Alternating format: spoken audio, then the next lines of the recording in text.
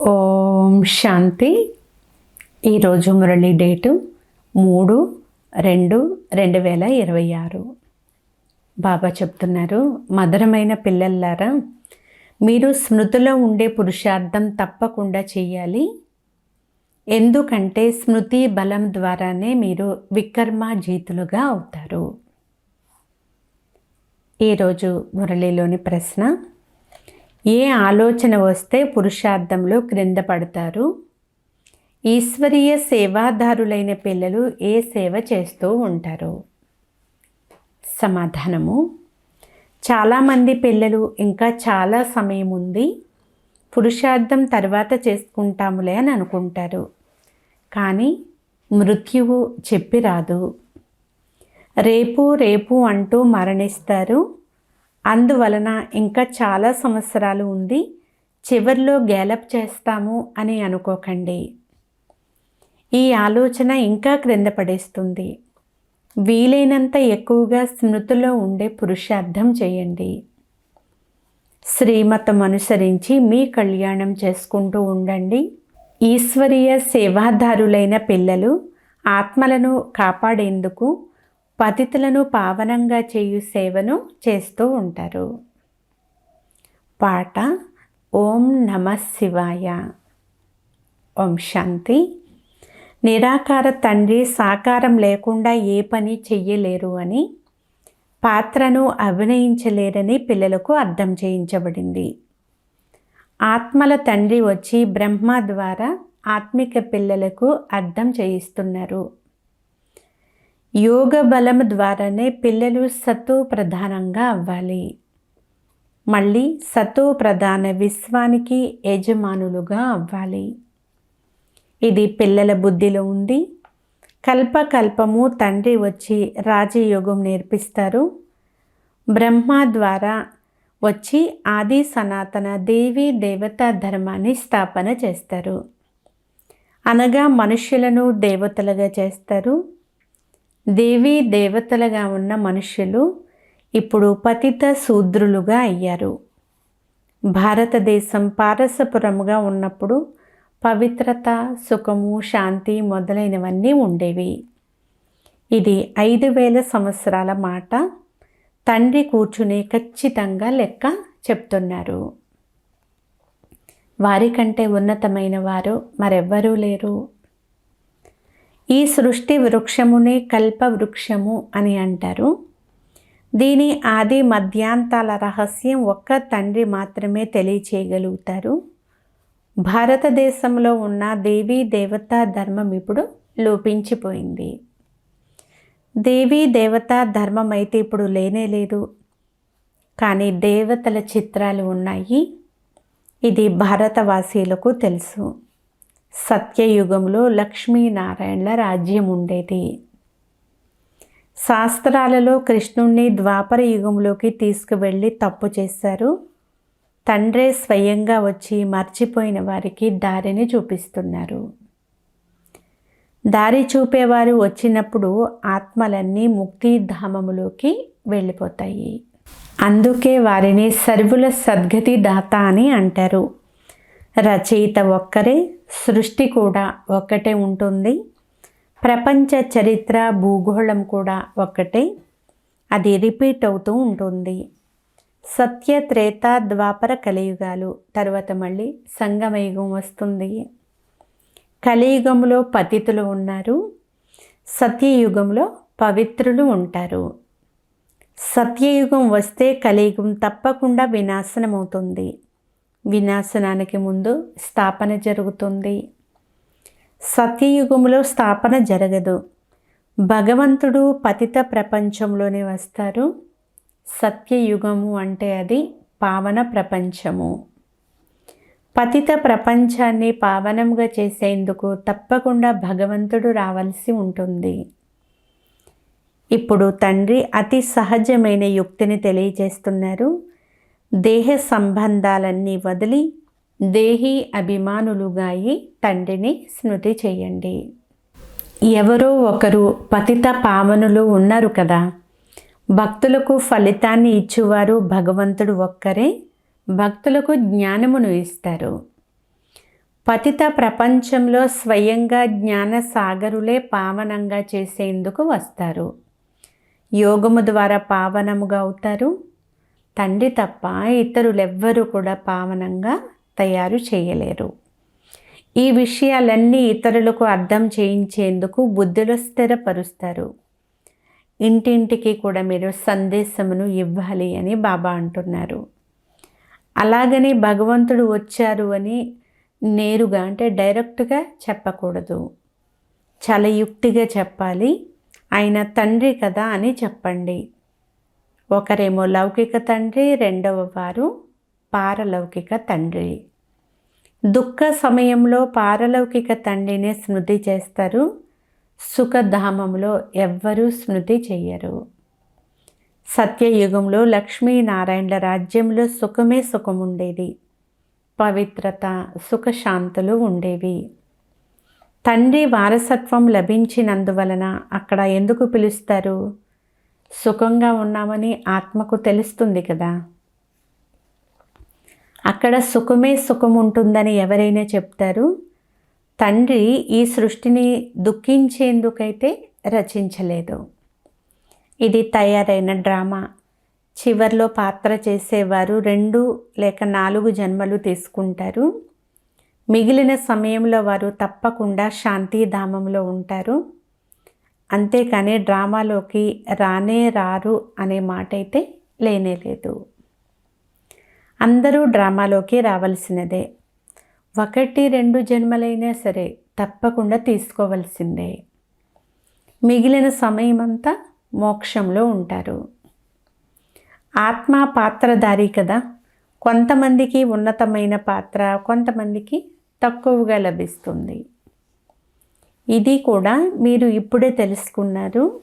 ఈశ్వరుని అంత్యము ఎవ్వరికీ తెలియదు అనే గాయనము ఉంది. తండ్రే స్వయంగా వచ్చి రచయిత రచనల ఆది మధ్యాంతాలను తెలుపుతారు.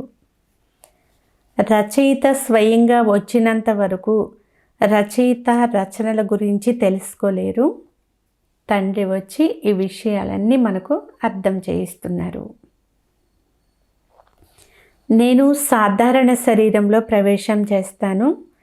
నేను ఎవరిలో అయితే ప్రవేశిస్తానో అతనికి తన జన్మల యొక్క రహస్యం తెలియదు. అతనికి 84 జన్మల కథను వినిపిస్తాను. ఎవరి పాత్రలోనూ మార్పు ఉండదు. ఇదంతా తయారైన డ్రామా అని బాబా చెప్తున్నారు. ఇది కూడా ఎవరి బుద్ధిలోనూ కూర్చోదు. పవిత్రంగా ఉండి అర్థం చేసుకుంటే బుద్ధిలో కూర్చుంటుంది. మంచి రీతిగా అర్థం చేసుకునేందుకే 7 రోజులు బట్టి ఉంది. భాగవతము మొదలైనవి కూడా 7 రోజులు జరుగుతుంది. ఇక్కడ కూడా కనీసం 7 రోజులు లేకుంటే ఎవరు అర్థం చేసుకోలేరు. కొంతమంది చాలా బాగా అర్థం చేసుకుంటారు. కొంతమంది అయితే 7 రోజులు విన్నా కూడా బుద్ధిలో ఏమాత్రం కూర్చోదు, అర్థం చేసుకోలేరు. బుద్ధిలో కూర్చోదు కదా. మేము 7 రోజులు వచ్చాము కానీ మా బుద్ధిలో అసలు కొంచెం కూడా కూర్చోలేదు అని చెప్తారు కూడా. ఉన్నతమైన పదవి పొందలేని వారి బుద్ధిలో ఎలా కూర్చుంటుంది? అయినా వారి కళ్యాణమైనట్లే కదా. ఇటువంటి వారు ప్రజలుగానైనా అవుతారు. రాజ్యభాగ్యం తీసుకోవాలి అంటే చాలా గుప్తంగా శ్రమ చేయాలి. తండ్రిని స్మృతి చేయడం వలన వికర్మలు వినాశనమవుతాయి. మీరు చెయ్యండి, చేయకపోండి, కానీ ఇది తండ్రి యొక్క ఆదేశము. ప్రియమైన వస్తువును గుర్తు చేసుకుంటారు కదా. భక్తి మార్గంలో కూడా ఓ పతిత పావన రండి అని పిలుస్తారు కదా. ఇప్పుడు వారు లభించారు. వారు అంటున్నారు, నన్ను స్మృతి చేస్తే మలినాలు వదిలిపోతాయి. చక్రవర్తి పదవి దొరకడం అంత సులభమేమీ కాదు. కొంతైనా శ్రమ చెయ్యాలి కదా. స్మృతి చేయడంలోనే శ్రమ ఉంది. ముఖ్యమైనది స్మృతి యాత్ర. చాలా స్మృతి చేసేవారు కర్మాతీత స్థితిని పొందుతారు. స్మృతి పూర్తిగా చేయకపోతే వికర్మలు వినాశనం అవ్వవు. యోగ బలం ద్వారానే వికర్మాజీతులుగా అవ్వాలి. ఇంతకు ముందు కూడా వికర్మలను జయించారు. లక్ష్మీనారాయణులు ఇంత పవిత్రముగా ఎలా అయ్యారు? అది కూడా కలియుగ అంతిమంలో ఎవ్వరూ పవిత్రంగా లేనప్పుడు. ఇందులో అయితే చాలా స్పష్టంగా ఉంది. ఇప్పుడు గీతా జ్ఞాన అధ్యాయం రిపీట్ అవుతూ ఉంది. శివ భగవాను వాచ, పొరపాట్లు అయితే జరుగుతూనే ఉంటాయి కదా. తండ్రి వచ్చి ఎలాంటి తప్పులు లేకుండా మనల్ని తయారు చేస్తారు. భారతదేశంలోని శాస్త్రాలన్నీ భక్తి మార్గానికి చెందినవి. నేను చెప్పిన విషయాలు ఇతరులెవ్వరికీ తెలియదు అని బాబా అంటున్నారు. ఎవరికి చెప్పినానో వారు పదవిని పొందుకున్నారు. 21 జన్మలకు ప్రాలబ్ధాన్ని కూడా పొందుకున్నారు. మళ్ళీ జ్ఞానము ప్రాయలోపం అయిపోతుంది. మీరే చక్రమంతా తిరిగి వచ్చారు. కల్పం క్రితం ఎవరైతే విన్నారో వారే ఇప్పుడు కూడా వస్తారు. మనమిప్పుడు మనుష్యులను దేవతలుగా చేసే అంటు కడుతున్నామని మీకు తెలుసు. ఇది దైవీ వృక్షం యొక్క అంటు. వారు ఆ వృక్షాలకు చాలా అంట్లు కడుతూ ఉంటారు. తండ్రి వచ్చి ఇప్పుడు మనకు ఈ రెండిటికి మధ్య ఉన్న వ్యత్యాసమును అర్థం చేయిస్తున్నారు. తండ్రి దైవీ పుష్పాల మొక్కలకు అంటు కడతారు, వారు అడవి మొక్కలకు అంటు కడతారు. కౌరవులు ఏం చేశారో, పాండవులు ఏం చేశారో మీరు చూపిస్తారు. వారి ప్లాను ఏది, మీ ప్లాను ఏది? జనాభా వృద్ధి అవ్వరాదు అని వారు ప్లాన్లు చేస్తారు. జనాభా వృద్ధి అవ్వకుండా కుటుంబ నియంత్రణ చెయ్యమని చెప్తారు. దానికే వారు కృషి చేస్తూ ఉంటారు. తండ్రి చాలా మంచి విషయం తెలుపుతారు. అనేక ధర్మాలు వినాశనమవుతాయి. ఒకే ఒక్క దేవీ దేవతా ధర్మాన్ని స్థాపన చేస్తారు. సత్యయుగంలో ఒకే ఆది సనాతన దేవీ దేవతా ధర్మ కుటుంబాలే ఉండేవి. ఇన్ని కుటుంబాలు లేనే లేవు. భారతదేశంలో చూడండి ఎన్ని వంశాలు ఉన్నాయి. గుజరాతీ, మహారాష్ట్ర, వాస్తవంలో భారతీయులందరికీ ఒకే ఫ్యామిలీ ఉండాలి కదా. చాలా ఫ్యామిలీలు ఉంటే పరస్పరంలో తప్పకుండా గలాటాలు కూడా ఉంటాయి. తరువాత అంత కలహాలు జరుగుతాయి. ఒకే ఫ్యామిలీలోనే అంత కలహాలు వస్తాయి. క్రైస్తవులందరిది ఒకే ఫ్యామిలీ కదా, వారిలో కూడా పరస్పరం అంత కలహాలు ఏర్పడుతూ ఉంటాయి. పరస్పరం ఇద్దరు సోదరులు కూడా కలిసి ఉండలేరు. నీరు కూడా భాగాలుగా చేసి పంచుకుంటారు. సిక్కు ధర్మం వారు మా సిక్కులకు ఎక్కువ సుఖం ఇవ్వాలి అని అనుకుంటారు. మోహం ఉంటే తల బాదుకుంటూ ఉంటారు. అంతిమ సమయంలో మళ్ళీ అంత కలహాలు, మత కలహాలు అన్నీ జరుగుతాయి. పరస్పరం పోట్లాడుకుంటారు. బాబా అంటున్నారు వినాశనం జరిగే తీరాలి కదా. లెక్కలేనన్ని బాంబులు తయారు చేస్తూ ఉంటారు. పెద్ద యుద్ధం జరిగినప్పుడు 2 బాంబులు మాత్రమే వేశారు. ఇప్పుడు లెక్కలేనన్ని బాంబులు తయారు చేశారు. ఇవన్నీ అర్థం చేసుకోవలసిన విషయాలు కదా. ఈ యుద్ధమే మనము అనుకున్న మహాభారత యుద్ధము అని తెలపాలి. ఈ యుద్ధాన్ని ఆపకుంటే ప్రపంచమంతటికి అగ్ని తగులుకుంటుంది అని గొప్ప గొప్పవారు అంటున్నారు. అగ్ని తప్పకుండా అంటుకోవలసిందే అని మీకు తెలుసు. తండ్రి ఆది సనాతన దేవీ దేవతా ధర్మాన్ని స్థాపన చేస్తున్నారు. సత్యయుగం కొరకే ఈ రాజయోగం ఉంది. ఇప్పుడు ఆ దేవీ దేవతా ధర్మం లోపించిపోయింది. చిత్రాలు కూడా తయారు చేశారు. తండ్రి అంటున్నారు కల్పం క్రితం వలె రావలసిన విఘ్నాలైతే రానే వస్తాయి. ఎప్పుడు వస్తాయో తెలియనే తెలియదు. కల్పం క్రితం కూడా ఇలాగే జరిగి ఉంటుంది అని అర్థం చేయిస్తారు. ఇది తయారైన డ్రామా. డ్రామాలో మనము బంధింపబడి ఉన్నాము. స్మృతి యాత్రను మర్చిపోకూడదు. దీనిని పరీక్ష అని అంటారు. స్మృతి యాత్రలో స్థిరంగా ఉండలేరు, అలసిపోతారు. పాట కూడా ఉంది కదా, రాత్రి ప్రయాణికుడా అలసిపోకు అని. దీని యొక్క అర్థమును ఎవరు తెలుసుకోలేరు. ఇది స్మృతి యాత్ర. ఈ యాత్ర ద్వారా రాత్రి పూర్తి అయ్యి పగలు వచ్చేస్తుంది. అర్ధకల్పం పూర్తి అవ్వగానే మళ్ళీ సుఖం ప్రారంభమవుతుంది. మన్మనాభవ అర్థమును కూడా తండ్రే తెలియచేశారు. కానీ గీతలో కృష్ణుని పేరు వేసినందువలన ఆ శక్తి లేదు. ఇప్పుడు అందరి కళ్యాణము జరుగుతుంది, అనగా మనము మనుష్యులందరి కళ్యాణము చేస్తున్నాము. ముఖ్యంగా భారతదేశాన్ని మరియు ప్రపంచమంతటిని మనం శ్రీమతాన్ని అనుసరించి అందరికీ కళ్యాణం చేస్తున్నాము. కళ్యాణకారులుగా అయ్యే వారికే వారసత్వం కూడా లభిస్తుంది. బాబా అంటున్నారు, స్మృతి యాత్ర చెయ్యకపోతే కళ్యాణం జరగదు. ఇప్పుడు మీకు అర్థం చేయిస్తున్నారు. వారు అనంతమైన తండ్రి, తండ్రి నుండి వారసత్వం లభించింది. భారతీయులై 84 జన్మలు తీసుకున్నారు. పునర్జన్మల లెక్కాచారం కూడా ఉంది. 84 జన్మలు ఎవరు తీసుకుంటారో ఎవ్వరికీ తెలియదు. వారి వారి శ్లోకాలు మొదలైనవి తయారు చేసి వినిపిస్తూ ఉంటారు. ఒకే గీతకు అనేక వ్యాఖ్యానాలు వ్రాసేస్తారు. గీత కంటే భాగవతాన్ని పెద్దదిగా చేసేస్తారు. గీతలో జ్ఞానం ఉంది, భాగవతంలో జీవిత కథ ఉంది. వాస్తవానికి గీత పెద్దదిగా ఉండాలి. తండ్రి జ్ఞానసాగరులు, వారి జ్ఞానము కొనసాగుతూనే ఉంటుంది. ఆ గీతను అర్ధ గంటలో పూర్తిగా చదివేస్తారు. ఇప్పుడు మీరు వ్రాస్తూ ఉన్నారు, జ్ఞానము వింటూనే వస్తున్నారు. రోజులు గడిచే కొలది మీ వద్దకు వస్తూనే ఉంటారు. నెమ్మదిగా వస్తారు. ఇప్పుడే గొప్ప గొప్ప రాజులు మొదలైన వారు వస్తే ఆలస్యం ఉండదు, వెంటనే శబ్దం వ్యాపిస్తుంది. కావున యుక్తిగా చాలా నెమ్మదిగా జరుగుతూ ఉంటుంది. ఇది గుప్తమైన జ్ఞానము. వీరు ఏం చేస్తున్నారో ఎవ్వరికీ తెలియదు.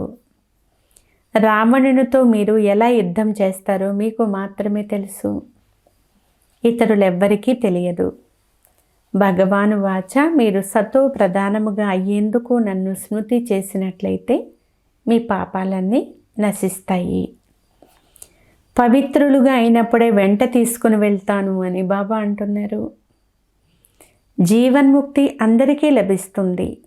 రావణ రాజ్యము నుండి ముక్తి పొందుతారు.